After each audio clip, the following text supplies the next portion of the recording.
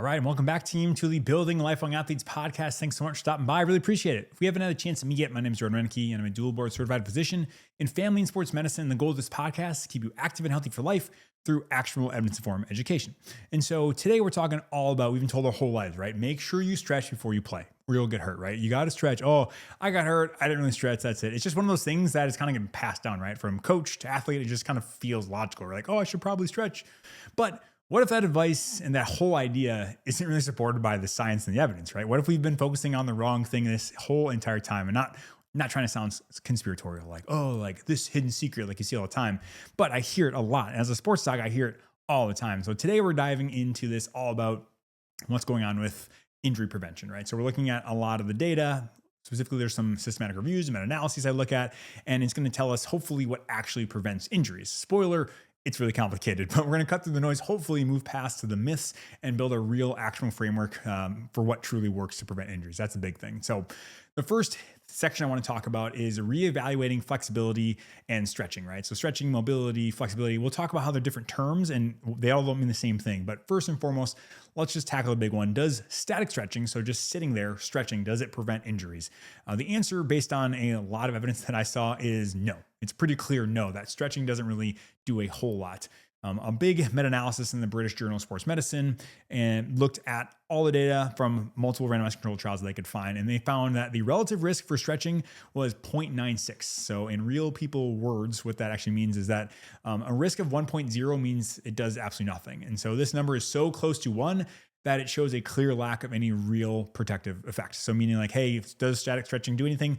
Doesn't seem like that. And it's not the only study that we saw as well. So there were other multiple reviews that kind of looked at that as well. And in 2025, there's a Delphi consensus, which is basically getting 20 international experts in a room to review the evidence and kind of draw up conclusions. So essentially look at the data, use their clinical intuition, all that stuff. And what they found was that stretching does not reduce overall injury risk. And so this idea that, hey, I should be stretching to reduce my injury doesn't really seem to have evidence behind it. Obviously, evidence isn't the only thing, right? I'm not saying that stretching doesn't have a place.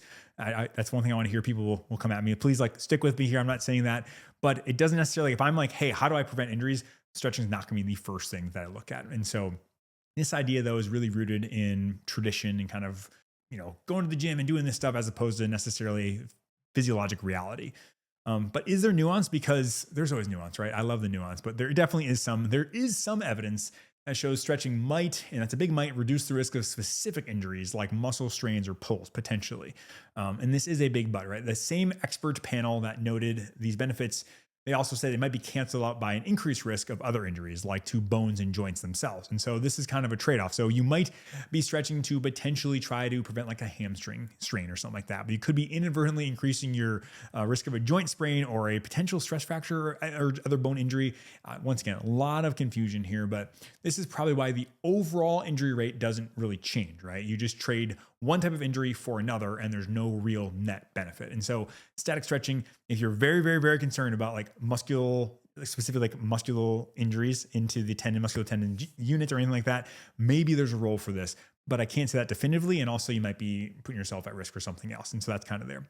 So I did mention stretching, right? There's a big difference between just static stretching and other mobility. And so we kind of have to define some terms. And we have to understand that flexibility and mobility are not necessarily the same thing and aren't used that way in literature as well. So flexibility is a passive quality, right? It's how far your muscle can be stretched by an outside force, whether that's gravity or a partner pushing in your leg or you pushing yourself down. It's a passive range of motion. Passive means that we're not doing anything. It means that someone else is doing it, whether it's the gravity or you're like, I don't include like leaning over to get a deeper stretch as like an active thing. It's not necessarily an active stretch. An active stretch is more like PNF stretching, which we won't necessarily talk about. It's where you're contracting and then relaxing. That's more active. Passive is just like hanging out. So like you just have your legs, spread apart and you just essentially bend over and just try to let gravity stretch out your hamstring. Like that is something you can do. That's passive range of motion. Whereas mobility is more of an active and functional quality, right? It's your ability to move through your own joint range of motion. So you're moving your own joint through its full range of motion with strength and control. It's usable range of motion, right? So let's say you could have an enormous amount of flexibility, but then you actually can't utilize that range. So your mobility is limited. So it's one of those things that doesn't go hand in hand, that flexibility equals mobility. And that's really the key, right? Injuries almost never happen when you're just sitting there passively stretching. That doesn't seem to be the big thing. You can have injuries when you're doing intense stretching, definitely, but typically, these injuries happen during dynamic, explosive movements when your nervous system necessarily is prompted and there's a lot of stress going on, a lot of things going on. So we don't necessarily need just range of motion, right? We need to control that range of motion. It can be helpful. And so there's kind of this paradox, right? It leads to what I've coined it, the flexibility paradox, or I think I saw that in my research here. If you just want to focus on passive stretching, you can end up with a bigger range of motion than your nervous system potentially knows how to control. So essentially you're creating a potentially unprotected zone, a range where you could be forced into, but that you have no strength or stability in. And that's potentially a recipe for injury. And so this is why we see time and time again that dynamic warm-ups, so warm-ups where you're getting the heart rate up, where you're getting the core temperature up, these tend to be superior. They blend elements of flexibility with strength, balance, and coordination. They essentially wake up the nervous system, get you ready. And the fundamental issue isn't necessarily a lack of flexibility. It's a potential lack of strength through range. And so I'm not saying don't be flexible. I'm not saying that at all. I'm just saying maybe we need to rethink what our goal is, right? And this is a big thing too. I see a lot. Like I do like stretching. It feels good. It feels good for me. I like stretching. But I have to understand, like, what am I doing it for? A lot of times I see this in the sports medicine world is people feel better after stretching. They feel less pain. That's a very valid reason to stretch. If you say I feel better after I stretch, great. You can stop it right there. That's wonderful. But if you're saying I'm stretching to stay limber, to decrease injuries, then I say I might not be so sure about that. That being said, there is also some idea between having more range of motion, but usable range of motion is the big thing. So let's say you are playing in a sport or something like that, or you're just running around and you step on something wet and you slide a little bit and you get forced into range of motion. If you are more comfortable and used to being in extreme ranges of motion, you may have more protection there than if you have never been exposed to that area. That is definitely true. That's one. Just passive flexibility could theoretically help you there. But on top of that, if you routinely go to end range of motion actively, so you have control through that, then it's very reasonable to think that you'd actually be more protected in that situation than if you didn't have that. So ultimately, I have a better feeling of you doing active range of motion things. And there's a lot of things that people have been learning about here in terms of how do we do full range of motion exercises, that we've been finding that people get just as flexible as people stretching when they do full range of motion resistance training. So there's lots of things we can do. But this is the first thing I just want to talk about is people say, oh, I hurt myself. I didn't stretch. I didn't stretch properly. Like, that's not necessarily a thing. And I want that to kind of be put on the back burner. Is there a part of flexibility in everyone's program? It can be, absolutely. I'm not saying you don't do it. I'm just saying your best bang for your buck is probably working on full range of motion, strength training to get that range of motion in a usable fashion. And so I'm open to other ideas as well, but that's just from an injury perspective, that's what we're looking for. So if stretching isn't the answer, what is? So let's be clear here, because the science is overwhelmingly clear on this. Strength training is the single most effective modality for reducing the risk of sports injuries. And this isn't just my opinion, right? Like, don't shoot the messenger. This is based on the highest level data. The same landmark meta-analyses that showed stretching did nothing, well, it also found that strength training reduced sports injuries to less than 1/3 of their baseline risk. So the relative risk was 0.315. To put it simply, athletes in these studies who engaged in strength training programs were on average 68.5% less likely to be injured than those who did not. And this actually works for everything, right? It applies to acute traumatic injuries. It applies to those nagging chronic overuse injuries. It can cut the risk of almost all those injuries in almost half. If you look at the data table from that study, it's not even a contest. Strength training's protective effect is dramatically better than any other intervention. And so we found those findings, which are wonderful, right? They fit my biases, great. I love lifting and that's great. But the coolest part of this, in my opinion, is that the researchers found a clear dose-response relationships. This means that the more strength training you do, it leads to more protection. The analysis found that for every 10% increase in your strength training volume, your risk injury dropped about another 4 percentage points. So this is so important. It shows that resilience isn't just an on-off switch. Rather, it's a biological adaptation that you have to build progressively over time. Like any other quality, whether it is strength or cardiovascular fitness, it has to be built over time. There's no free lunch. And to get the most benefit, you need a sufficient and progressively increasing stimulus. This isn't just a little add-on, right? It's a central component of your training. And the research does get more granular from here, right? They talk about different types of programs. So single component programs, like those focusing on things like Nordic curls for hamstring issues, they can still be highly effective for specific areas. So in one study I saw that they cut the injury risk down to 0.37. So once again, about a 60-70% decrease in injuries.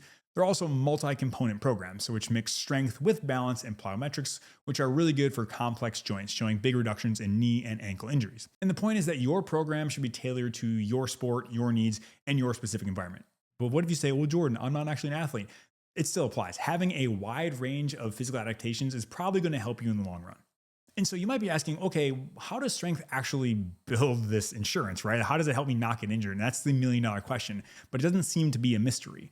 Unlike stretching, which is passive, strength training actively improves the structural integrity and load-bearing capacity of your entire system, right? So we think about increased tissue capacity. Your muscles, your tendons, your ligaments, and even bones get more robust and thicker and stronger and more resistant to mechanical stress. You also have improved neuromuscular control. Your brain gets better and faster at firing your muscles to stabilize your joints when you're moving under load, and you've gone through those motions before. You also have enhanced force absorption. So as your muscles get bigger, they get better at absorbing and dissipating forces during activities like landing, decelerating, and changing direction, which protects your joints. And so you're not just trying to avoid a specific injury, right? You're trying to proactively build a more robust, resilient biological system. You're trying to build a little bit of biological insurance. And the evidence is clear. For maximal injury prevention, the priority and bulk of your effort should be on a well-designed, progressive strength training program. All right, so now we've established that strength training is very good for you, right? That's like the spoiler alert of every podcast I do is like, hey, you should probably resistance training. But we can kind of consider that like a hardware upgrade. So we're having stronger muscles, tendons, and bones. We also need to upgrade the software, which is your nervous system, right? So your nervous system, the nerves control how you react in space and move and stuff. And this is where something called neuromuscular training, or NMT, comes in. So NMT isn't just one single exercise, right? It's a conceptual training model that integrates several different components. And the basis of that is still strength. So strength is very, very important. It's the foundation. Then they also incorporate balance and proprioception, which proprioception is a fancy word for your body's ability to sense its position in space. And then we have plyometrics, which are explosive exercises like jumping or throws, which can train force absorption, and then agility drills, which drills that involve rapid change of direction. All these things are very, very helpful, right? So the whole goal of neuromuscular training is to refine your motor patterns and automate correct movements. So essentially, your body just does things normally, right? So essentially, we are automating the proper way to land after a jump to reduce the stress of potentially vulnerable structures like the ACL. So that's a big thing we look about. There's different warm-ups, and we'll talk more about this, but you're trying to just get reps of like what is normal and what your body should default to, and understanding this is, what we should be doing. I always think about this when I talk about proprioception. It's very, very important. A good analogy is for like a teenager, right? Teenagers just hit a growth spurt. They are awkward. They are like a newborn giraffe walking around and you don't know what's going on. That's because they have new input, new hardware, right? And their software is trying to catch up. So they have bigger muscles. They have longer bones now because they've grown. All these things are trying to get it together. So that's why it's really important. Once we integrate it, not only are they performing better, right? But then theoretically our risk of injury should go down. And so this neuromuscular training is kind of putting all that together to say, hey, how can we move most effectively? That's really the whole goal. And we're always trying to have the minimum effective dose, right? That's my whole philosophy. And so the data on neuromuscular training is pretty strong, especially for youth and adolescent athletes, showing an overall injury risk reduction of the 27 to 42% range. So there's programs like the FIFA 11, which is a pretty much complete NMT program. It's been shown to cut injuries by 30 to 70%. But the best part is the research has identified there's definitely a minimum effective dose, and it's not that big, right? So highly effective injury prevention can be achieved in just 10 to 15 minute sessions performed 2 to 3 times per week. That's not too crazy, right? 10 to 15 minutes, not bad at all. It's definitely a game changer for real world use, right? Most people, when they say, like, if you look at all their recommendations, people are saying, oh, I should do all these things and my workout should be 2 hours every day. It's not practical. I don't know about you, but I don't have 2 hours to work out every single day. I'm lucky if I have 20 minutes, but it means that you can and should potentially replace your traditional ineffective, like static stretching warm up and just like, oh, doing that with if you put in one of these programs like the FIFA 11, which I can link to in the show notes, that's a pretty good warm up for pretty much anything. It's designed specifically for soccer, trying to help prevent lower leg injuries and specifically ACL injuries. But like if you did that, you'd probably be in really good shape to start any training session. And so those are the first 3 things. Now I move on to something called the workload. So we're trying to manage training stress through something called the acute on chronic workload ratio. And we'll talk all about this. This is kind of getting into the nerdy sports med world. This is where I live, but it's very helpful. So we've built the hardware, right? The strength, upgraded the software. Now I have to talk about managing the stress we apply to that entire system. I guess I'm going with this analogy today that we're a robot. We're definitely not a robot or a computer, but hey, that's okay. And this is honestly where most overuse injuries come from. An accumulation of a mismatch of what your body's ready for and what you're doing. So that's the biggest thing, is the training load or whatever you're doing, it outpaces your body's capability to recover. And there is a heuristic out there. It's called the acute to chronic workload ratio, or ACWR. It's a model grounded in the fitness fatigue theory. So essentially your chronic workload is your fitness. So how fit you are, your rolling average of training stress over the last, 3 to 6 weeks or a couple months or whatever it is. There's random ones out there. Your acute workload though is your fatigue. So your total training stress from the most recent 7 days. You just divide your acute fatigue by the chronic fitness and you get your ratio. And this sounds great, right? It's wonderful. And spoiler, it's not that easy, but the primary use of these ratios is to find the sweet spot, right, for safe progression. So the evidence suggests the lowest risk of injury occurs when your acute to chronic workload ratio is maintained between approximately 0.8 and 1.3. Once again, stick with me here, but this is just a well-managed progressive loading pattern, right? That's what it is. But there's also research showing that there is a danger zone, right? So ratios exceeding 1.5, meaning that your recent week was about 50% more work than your average, they're consistently associated with a substantially heightened risk of injury. And so one study like that found that a ratio of greater than 2 increased the chance of an injury nearly 8-fold. And it gives you kind of a quantifiable red flag that your signals maybe crossed up here, maybe ramping up too aggressively. Once again, I will talk about the caveats here. I wanted to introduce this as a caveat, and this is how I think is tolerance. Like, are you ready for the load that you're going to apply? This is a tool and a framework for this, but definitely not a crystal ball, right? So I want to take a step back. This is not perfect. There are many, many studies showing this is not perfect. And the scientific literature is definitely in a debate in this situation. It's definitely an association, not a deterministic prediction, right? So you can still get hurt in the sweet spot, or you can be doing way too much and you're a freak and you can handle it. So it's not necessarily always there. I think of this as like behavioral nudge. And so this is just the general underlying component of that you want to progressively load, right? You want to not have spikes in your workload because it tends to lead to issues with people. Could you just like do nothing and then go run a marathon? Like, I know people who like have never trained, just ran marathons and they were fine. And that happened. And that's great. But you're probably playing with fire just a little bit there. And so the idea of like tracking or quantifying these load based on something can kind of help you systematize and progressively load from there. I think that's helpful. It kind of prevents haphazard, overly aggressive spikes in volume or intensity that are usually a big associator with injury. And so how do you even like determine what your workload is? Well, there's lots of things you can talk about, whether it's, your mileage when you're running, the weights you are lifting, the total volume, which is, weights times sets and reps. You could do that. You could also do like your RPE. So there's lots of ways that's beyond the scope of this podcast. I'm just giving you a primer, but there's ways to do that. Do I follow this? No. Like in terms of acute to chronic workload ratios with my athletes, no, I don't necessarily track that, but it's more of a heuristic of, hey, what's your training been like? And is it way more now? And if it's way more, then I worry that, hey, we might not have ramped up as slow as we probably should have. So that's something to think about. And so we've kind of done those big 4 things in terms of like what we've looked at. Next, I want to talk about some foundational pillars though. So this is really, really, really important. And everything I've talked about so far is what you do in training, right? But your resilience is profoundly influenced by what happens in the other 2 hours, 23 hours, 20 hours a day, whatever it is. These are like the big rocks I talk about all the time, right? But deficiencies here will undermine even the best training programs if you don't have these. So the first pillar is sleep, right? And this is arguably the most powerful and least utilized tool for recovery and injury prevention. It's definitely becoming more common, which is great. You see athletes prioritizing this and getting sleep. That's wonderful. But the data is pretty impressive. A review that I looked at reported that athletes sleeping fewer than 7 hours per night had an approximately 1.7 times the injury risk of their peers. So 1.7 times more likely to get injured. Also found that a study in adolescent athletes found that those averaging more than 8 hours of sleep had a 61% lower odds of a new injury. So once again, sleep is good.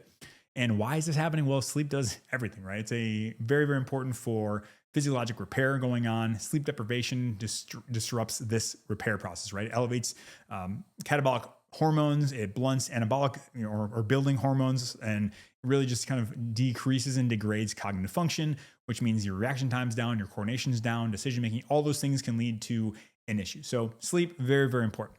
Then we have to talk about nutrition. So nutrition is very, very important. Specifically here, we're talking more about energy availability. So meaning that you have to have enough of the building blocks for repair.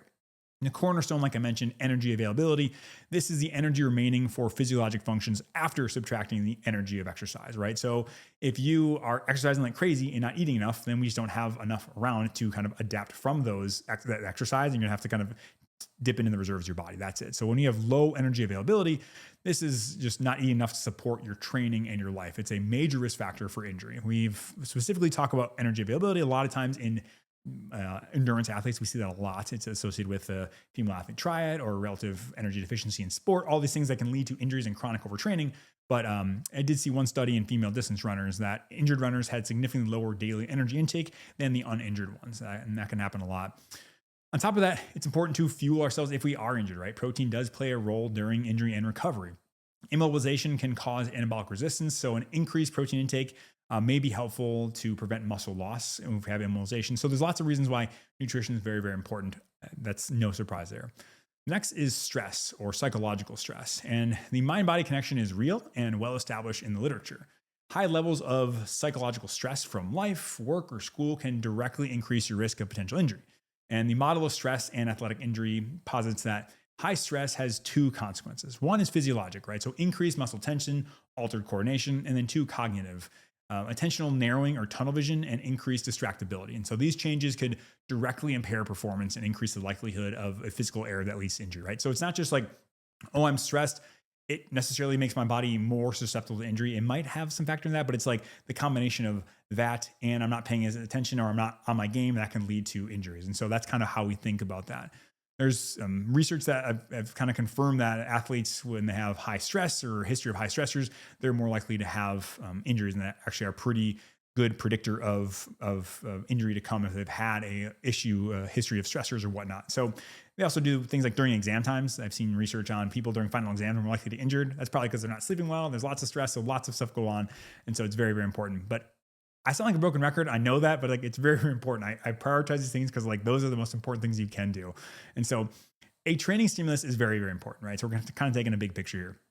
A training stimulus that is adaptive is very important. But you need to be well rested, well fed, and in a good psychological state to get the most out of that, right? So the common view is that training leads to injury. A more nuanced perspective is that often it's the failure to recovery from training that leads to that injury. And so I've said a lot of things here. So I've kind of gone through there. We're kind of dragging on here. I apologize.